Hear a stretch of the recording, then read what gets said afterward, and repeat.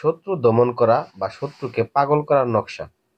আপনারা যারা শত্রুকে দমন করতে চাচ্ছেন, শত্রুর জ্বালায় পিঠ দেয়ালে ঠেকে গেছে, এখন কোনো কিছুই করতে পারতেছে না, তাকে তাকে বান মারছেন বা বোঝানোর চেষ্টা করছেন কিন্তু বুঝে নেই, এখন সোজা আঙ্গুলে ঘি উঠতেছে না। তো অনেক তান্ত্রিকের দ্বারা দ্বারা ঘুরছেন বান মারার জন্য বা শত্রুকে দমন করার জন্য বা পাগল করার জন্য। তো এটা একটা পাগলা বান মারণ। তো এই বানটা যাকে আপনি প্রয়োগ করবেন সেই ব্যক্তিটা রাস্তার পাগল হয়ে যাবে এবং তার মাথা কাজ করবে না, তার স্মৃতিশক্তি নষ্ট হয়ে যাবে। এটা এমন একটা বান মারণ। তো অনেকে এগুলোর অপব্যবহার করেন, কেউ এগুলোর অপব্যবহার করবেন না।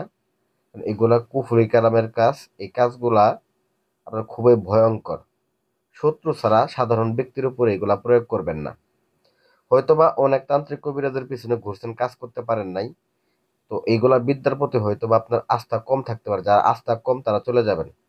তবে যদি আমার এই বিদ্যার প্রতি আস্থা রাখতে পারেন, আমার এই কথাটা ভরসা করতে পারেন, ইনশাল্লাহ আপনি 100% ফলাফল পাবেন, পৃথিবীর যে প্রান্ত দিয়ে আপনি থাকেন না কেন। শুধুমাত্র আমি যে নিয়ম দেবো এই নিয়ম অনুযায়ী কাজ করবেন। এই নিয়ম অনুযায়ী কাজ করবেন, মাত্র 24 ঘন্টার মধ্যে নিজের চোখ দিয়ে নিজের ফলাফল দেখতে পাবেন। তো চলেন আর দেরি না করে শুরু করছে আমাদের ভিডিও। তো অবশ্যই অনুরোধ করবো ভিডিওটা প্রথম থেকে শেষ পর্যন্ত দেখার জন্য। আর আমার চ্যানেলটাকে সাবস্ক্রাইব করে ভিডিওতে লাইক করে দিবেন। আর অন্যদের দেখার সুযোগ করে দিবেন ভিডিওটা শেয়ার করে দিয়ে। তো এই স্ক্রিনে যে নকশাটা দেখতে পাচ্ছেন, এই নকশাটা আপনাদেরকে অঙ্কন করতে হবে। তবে এই কাজটা করার ক্ষেত্রে প্রথমত শত্রুর নাম, শত্রু মেয়ে হলে মায়ের নাম, ছেলে হলে বাবার নাম ম্যানেজ করে নিতে হবে। যে কোনো শনিবার অথবা মঙ্গলবারের দিন আসন করে বসতে হবে।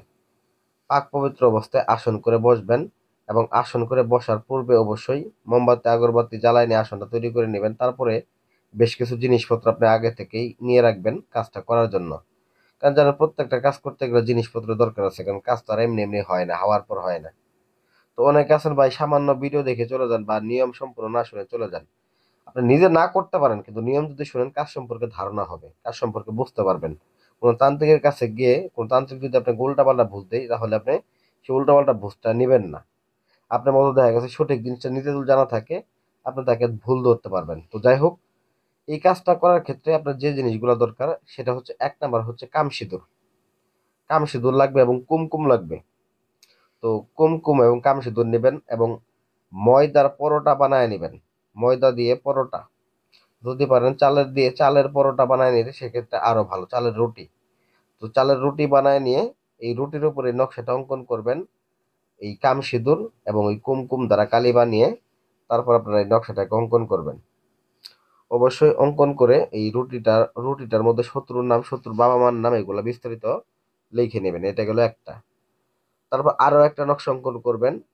সেটা অঙ্কন করবেন কাপড়ের উপরে।